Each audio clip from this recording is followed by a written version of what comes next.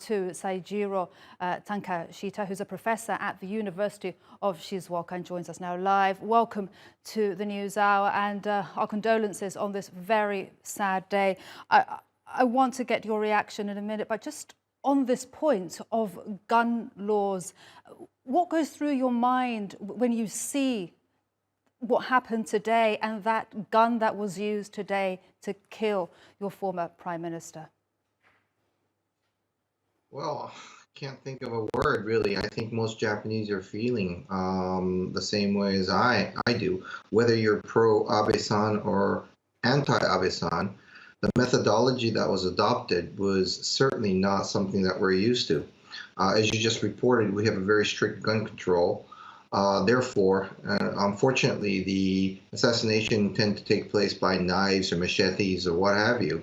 But, even before that, we don't have for example, assassination on, like political differences.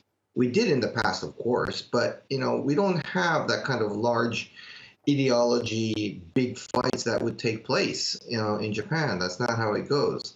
So to have these kind of assassination on a person who has contributed to us so much, longest, serving prime minister in Japan, is simply a mere shock. And I think we really have to basically go on from here and pick up the pieces, really.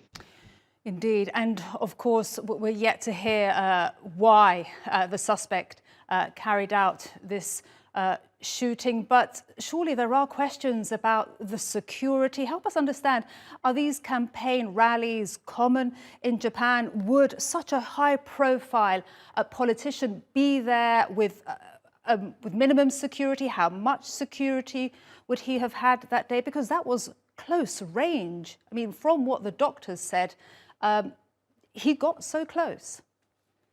Well, the fact is that if you have been prime minister, SP will be, with you. And as soon as he arrived, I know that there were lots of Nara, SPs that were there as well, the local SPs as well. But, I think they had their guards down to a certain degree because partly we don't have these gun crimes in Japan. And secondly, as you just reported, this is a very common thing in Japan.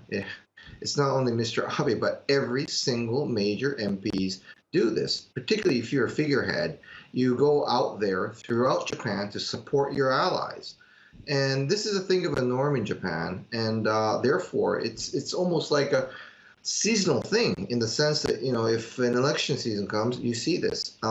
So, it really doesn't come too much as a surprise to find these, major politicians making speeches in these public places.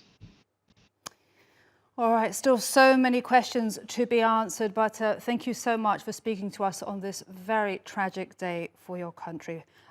Professor Seijiro Takeshita, thank you so much.